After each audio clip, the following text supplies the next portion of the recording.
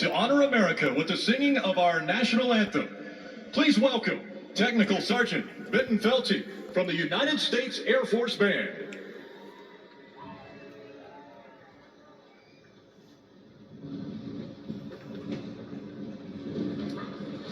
Oh, say, can you see by the dawn's early light what so proudly we hailed at the twilight's last gleaming, whose broad stripes and bright stars through the perilous fight o'er the ramparts we watched were so gallantly streaming, and the rocket's red glare, the bombs bursting in air, gave proof through the night that our flag was still there. Oh, say does that star-spangled banner yet wave o'er the land of the free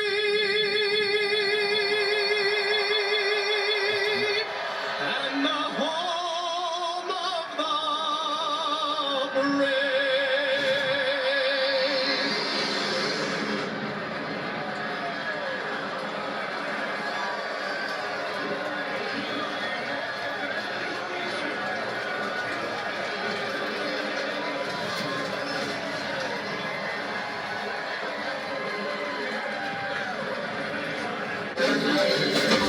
All right, Kurt. So rumor has it, I looked up a little research, and you were a race car driver when you were younger, actually won a world championship. So what would that younger Kurt think about this moment of driving the pace car at the Daytona 500? I get to, if you're going to make that your career. My three sisters and I, we lived in a family that took racing very seriously. So I'm very, very happy to be here today. Really honored to be driving the pace car. It should be fun.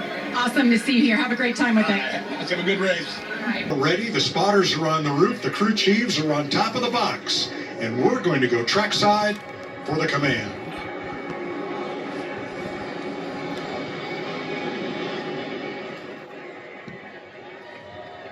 Daytona International Speedway, here to give the command to start engines from Sony Pictures' new family comedy, The Breadwinner, only in theaters May 29th. Please welcome Nate Bargatze. This is the most American thing I've ever done in my life. Drivers, start your engines!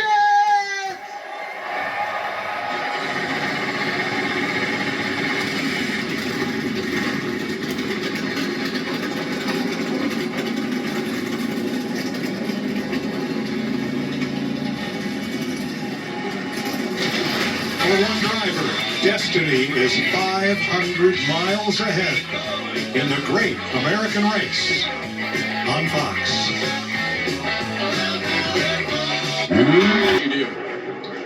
Yeah, I think handling's going to come into question here. You know, I think the heat of the day, sun beat down on the racetrack, and then we all know it kind of clouds over later in the day here with some weather pending. But, you know, you try to get your car handling well through practice. I felt like even though the qualifying setup was underneath the car for the race and the duels, and still drove real well, still had real good speed, could move the lanes and pull the lanes where I needed to. So, you know, we're all dialed in, ready to go right now. So, time to send it. All right, man. Good luck. Thank you. On the front row for the Daytona 500, Kyle Busch, the pole sitter, and Chase Briscoe in a Toyota on the front row for the second year in a row. Row number 2, 2015 Daytona 500 winner, Joey Logano. On his outside, it'll be the number 9, everybody's favorite driver, Chase Elliott. Row number 3 from High Point, North Carolina, Ryan Blaney and Carson Hocevar. Josh? Well, Ryan Blaney is one of the biggest stars we have in NASCAR. He's a champion. He's won a crown jewel race, but he has yet to win the Daytona 500. Not for lack of trying. He's been close. He's been runner-up a few times during his career. And what's more, his teammates have won the Great American Race as well. Talking to Ryan, he told me, look, it's not something that keeps me up at night. I learned from my mistakes in the past. I keep putting myself in contention and hope that it will work out for me the next time around. Feels good about the car, the draft, feels good about the speed and handling. Let's see if today's the day Ryan gets it done. Thanks, Josh. Row 4, Austin Dillon, the 2018 winner, and Kyle Larson, two-time Cup champion. Row number 5, your 2012 champion, Brad Keselowski, in that number 6. On his outside, it's a 2021 Daytona 500 winner, Michael McDowell. And with the driver with the best average finish of the 500, John Hunter Nemechek and Christopher Bell. Shane Van Gisbergen in row number 7, along with Josh Berry.